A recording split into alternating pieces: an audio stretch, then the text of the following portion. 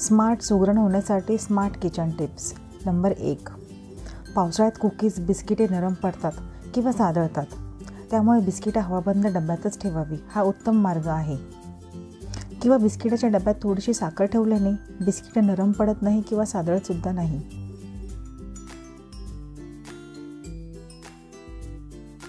Tip number 2. पावसाळ्यात वातावरणातील ओलावा वाढल्याने भरणीतील साखर ओलसर होते किंवा तिला पाणीसुद्धा सुटू शकते आणि त्यामुळे साखरेची चवसुद्धा बिघडते. तर तुम्हाला हे टाळायचे असेल तर साखरेच्या डब्यात किंवा भरणीत साच्यात लवंगा ठेवा. नाहीतर तुम्ही एका कपड्यात किंवा रुमालात लवंगा ठेवून त्याची पुरचुंडी बांधून तुम्ही ती साखरेच्या डब्यात किंवा भरणीत ठेवू शकता. यामुळे सुद्धा साखर ओलसर होणार नाही, ती फ्रेश आणि एकदम कोरडी राहील. पावसाळ्याच्या ऋतूमध्ये हा प्रयोग तुम्ही नक्की करून बघा. Tip number 3. पावसाळ्यात दमटपणामुळे मीठ ओलसर होऊ नये म्हणून काचेच्या भरणीच्या झाकणाला टिश्यू पेपर लावून ठेवावा. टिश्यू पेपर ओलसर झाल्यावर तो तुम्ही लगेच बदला, ज्यामुळे मीठ खराब होणार नाही. अशा प्रकारे टिश्यू पेपर वापरल्यामुळे मीठ ओलसर न होता पावसाळ्यातही व्यवस्थित टिकून राहील. Tip number 4. पावसाळ्यात घरात चिलटं, झुरळं, मुंग्या, मच्छर, माशांचा त्रास दूर करण्यासाठी कापरामुळे घरातील माशांचा त्रास दूर होतो. घरातील कोपऱ्यांमध्ये काही कापराचे तुकडे ठेवा. जर घरात माशा खूपच असतील तर कापूर जाळा, त्याच्या धुरामुळे माशा नक्कीच दूर होतात. Tip number 5. पावसाळ्यात घरातील चिलटं घालवण्यासाठी एका भांड्यात पिकलेले केळ्याचे काप करून टाका. नंतर त्या भांड्याला वरून प्लॅस्टिकचा कागद लावा व त्या प्लॅस्टिकच्या कागदाला सुईने 2 ते 3 छिद्रे पाडा. असे केल्याने सर्व चिलटं त्या भांड्यात अडकले जातील. तुम्ही हा प्रयोग नक्की करून बघा आणि हा प्रयोग नक्की अनुभवून पहा. या प्रयोगाने तुमच्या घरातील चिलटाचा प्रादुर्भाव नक्कीच कमी होईल. Tip number 6. कोणत्याही भाजीचा मसाला बारीक करताना जास्त पाणी घालू नका, त्यामुळे भाजीला चांगली चव येत नाही. सर्व मसाले कमी पाणी वापरूनच चांगले मिक्सरमध्ये किंवा पाटीवर बारीक करावे. अशाने भाजी मिळून तर येईलच, शिवाय स्वादिष्ट आणि रुचकर तयार होईल. Tip number 7. मातीची भांडी स्वच्छ करण्यासाठी किंवा धुण्यासाठी राख किंवा नारळाची शेंडी वापरावी. त्यामुळे मातीच्या भांड्याची माती निघत नाही आणि ती सहज स्वच्छ होतात. Tip number 8. मातीची भांडी साफ करण्यासाठी साबण कधीही वापरू नये. मातीची भांडी साबण सहज शोषून घेतात, त्यामुळे या भांड्यांमध्ये ठेवलेले अन्न आणि पाण्यामधून साबणाचे कण शरीरात जाऊन आरोग्यासाठी खूप मोठी हानी पोहोचू शकतात. त्यामुळे योग्य ती काळजी नक्की घ्यावी. Tip number 9. चिंच, आमसूल आणि कोकम हे काचेच्या भरणीतच किंवा चिनी मातीच्या भरणीतच साठवून ठेवावी. या वस्तू पत्र्याच्या किंवा स्टीलच्या डब्यात ठेवल्याने त्यांच्यातील आम्लतत्वावर त्याचा चांगलाच परिणाम होतो आणि हे तिन्ही पदार्थ लवकर खराब होण्याची खूप जास्त शक्यता असते. त्यामुळे अशा वस्तू ठेवण्यासाठी शक्यतो काचेच्या भरण्यांचाच वापर आवश्यक करावा. Tip number 10. उपवासाच्या दिवशी आपण वरीच्या तांदळाबरोबर म्हणजेच भगरबरोबर जे शेंगदाण्याची आमटी करतो, त्यात शेंगदाणे वाटताना त्यामध्ये एक उकडलेला बटाटा कुस्करून मिसळावा. त्यामुळे शेंगदाण्याची आमटी छान दाटसर अशी तयार होते. Tip number 11. खिचडीसाठी साबुदाणा भिजवताना त्यावर ताकाचा हबका मारावा. यामुळे साबुदाण्याची खिचडी मोकळी, लुसलुशीत आणि चांगली तयार होते. शिवाय चवीला सुद्धा खूप रुचकर लागते. Tip number 12. वरीच्या तांदळाचा भात करताना म्हणजेच भगर करताना भगर चांगली भाजून मगच त्याचा भात करावा. अशी भगर भाजून घेतल्याने भगरीचा भात हा मोकळा आणि मऊ तयार होतो. Tip number 13. साबुदाणा खिचडी करताना खिचडीमध्ये मिरच्याचे तुकडे न घालता मिरचीचा ठेचा जरूर घालावा. यामुळे साबुदाणा खिचडीला एकसारखा तिखटपणा मिळतो आणि त्यामुळेच साबुदाणा खिचडी खायला खूपच चविष्ट तयार होते. Tip number 14. साबुदाणा वडी तेलात फुटू नये म्हणून साबुदाणा कमीत कमी 7 तास किंवा रात्रभर तरी साबुदाणा चांगला भिजलाच पाहिजे. साबुदाणा चांगला भिजला नसेल तर साबुदाणा वडा तेलात फुटतो. Tip number 15.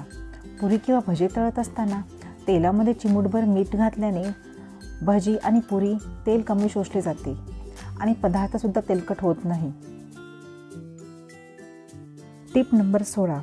तुम्ही कोणत्याही प्रकारची भजी बनवत असताना त्यामध्ये जर तुम्हाला खायचा सोडा वापरायचा असेल तर तुम्ही त्या पदार्थात हळद पावडरचा वापर अजिबात करू नका. त्यामुळे भजी काळपट रंगाची दिसू लागतात. खूपच महत्त्वाची टीप आहे, नेहमी लक्षात असू द्या. टीप नंबर 17. कोणतीही पालेभाजी फ्रीजमध्ये ठेवताना एकतर तुम्ही कॉटनच्या पिशवीत ठेवावी किंवा कागदी पेपरमध्ये गुंडाळून फ्रीजमध्ये पालेभाजी ठेवावी. म्हणजेच पालेभाज्या जास्त काळ हिरव्यागार राहतात. चुकूनही प्लॅस्टिकच्या पिशव्यांचा वापर भाज्या ठेवण्यासाठी अजिबात करू नका. Tip number 18. कोणतीही भाजी करताना कांदा तेलामध्ये पूर्णपणे परतल्यानंतरच टोमॅटो घालावा. कारण टोमॅटो शिजताना टोमॅटोचा रस कांद्यात मिक्स झाल्यास कांदा पूर्णपणे परतला जात नाही आणि कांदा कच्चा राहतो आणि त्यामुळेच भाजीसुद्धा चविष्ट होत नाही. त्यामुळेच एखादी भाजी करताना कांदा पूर्णपणे परतल्यावरच टोमॅटो घालावा. Tip number 19. भाजीला किंवा वरणाला फोडणी देताना काही गोष्टी सुरुवातीलाच लक्षात ठेवल्या पाहिजेत. तर सुरुवातीला कढईमध्ये किंवा पातेल्यात तेल चांगलं गरम होऊ द्या. तेल चांगलं गरम झाल्यानंतरच मोहरी घाला. मोहरी चांगली तडतडली की मगच जिरे घाला. तर काहीजण काय करतात तर मोहरी आणि जिरे एकत्रच तेलात टाकतात. पण अशा वेळी मोहरी तडतडायच्या अगोदरच जिरे जळून जातात आणि त्यामुळेच भाजीला किंवा वरणाला धुरकट किंवा करपलेला वास येऊ शकतो आणि भाजीच्या चवीतसुद्धा खूप फरक पडतो. त्यामुळेच फोडणी देताना योग्य ती काळजी नक्की घ्यावी. टीप नंबर 20. काळ्या मसाल्याच्या वाटणाची भाजी करताना आणि तो मसाला वाटत असताना त्यामध्ये 1 किंवा 2 हिरव्या मिरच्या आवश्यक घालाव्यात. भाजीची चव खूपच चविष्ट आणि स्वादिष्ट होते. तुम्ही नक्की ट्राय करा. नंबर 21. कुकरची रबरी रिंग फ्रीजच्या वरच्या भागात म्हणजेच फ्रीझरमध्ये 15 मिनटं ठेवावी. यामुळे कुकरची रबरी रिंग लवकर खराब होत नाही आणि शिवाय कुकरचे प्रेशरही चांगले राहते. हा प्रयोगसुद्धा तुम्ही नक्की आजमावून पहा. Tip number 22. उकळलेली अंडी गरम असतानाच कधीही सोलू नका. ती काही वेळ थंड पाण्यातच ठेवा. अशाने अंड्याची साल सहज आणि पटकन निघते. Tip number 23. घरात खूप लाल मुंग्या झाल्या असतील तर त्या जागी हळद टाकल्यास मुंग्या पूर्णपणे नाहीशा होतात. Tip number 24. कुकरमध्ये डाळ शिजत घातल्यानंतर कुकरची शिट्टी झाली की काही वेळा कुकरमधील हळदीचे पाणी फसफसून बाहेर येते आणि यामुळे आपला कुकर तर खराब होतोच, त्याचबरोबर हे पाणी सगळीकडे उडाल्यामुळे किचन देखील खराब होते. तर असे होऊ नये म्हणून कुकरचे झाकण लावण्याआधी कुकरच्या काळ्या रबरी रिंगवर थोडेसे तेल लावावे आणि नंतरच कुकरला झाकण लावावे. अशाने कुकरमधील पाणी ओतू जाणार नाही आणि त्यामुळे किचन आणि कुकर खराब होण्याचा प्रश्न उद्भवणारच नाही. Tip number 25. बटाट्याचे पराठे करताना नेहमी सारणामध्ये 1 चमचा कसुरी मेथी नक्की वापरावी. यामुळे पराठ्यांना एक वेगळाच खमंग स्वाद येतो. Tip number 26. कधीकधी मेथीची भाजी कडसर लागते आणि हीच मेथीची भाजी कडू लागू नये म्हणून तुम्ही त्यात शेंगदाण्याचं कूट घालू शकता. याशिवाय तुम्ही मेथीची भाजी शिजल्यानंतर वरून 1 चमचा तेलसुद्धा टाकू शकता. यामुळे सुद्धा मेथीच्या भाजीचा कडवटपणा खूप प्रमाणात कमी होतो. शिवाय भाजी चवीला तर खूप चविष्ट आणि खमंग तयार होते. अशा प्रकारची भाजी तुम्ही नक्की करून बघा. Tip number 27. आपण दुकानातून पनीर आणल्यावर ते कडक असते. आता हेच पनीर सॉफ्ट होण्यासाठी एका भांड्यात गरम पाणी घेऊन त्यात पनीरचे क्यूब 10 मिनटं ठेवावे. त्यामुळे पनीर अगदी सॉफ्ट तयार होतात. Tip number 28.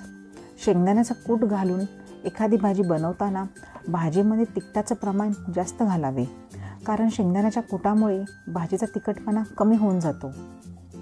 Tip number 29. तुरीच्या डाळीची आमटी करताना डाळीमध्ये पालक बारीक चिरून टाकावा. म्हणजे आमटीला एक खमंग वेगळी चव येते. Tip number 30. कोणतीही पालेभाजी शिजवताना गॅसची फ्लेम ही थोडी मोठीच ठेवावी आणि भाजी शिजवत असताना कढईवर झाकण चुकूनही ठेवू नये. म्हणजे भाजीचा रंग जसाच तसा हिरवागार राहतो. तर तुम्हाला माझी आजची ही महत्त्वपूर्ण माहिती कशी वाटली हे कमेंट्समध्ये नक्की कळवा. अशाच नवनवीन टिप्स जाणून घेण्यासाठी चॅनलला नक्की सबस्क्राईब करा. व्हिडिओ आवडला असेल तर व्हिडिओला जरूर लाईक करा, जास्तीत जास्त शेअर करा. पुन्हा भेटू अशाच एका नवीन व्हिडिओसोबत. तोपर्यंत धन्यवाद.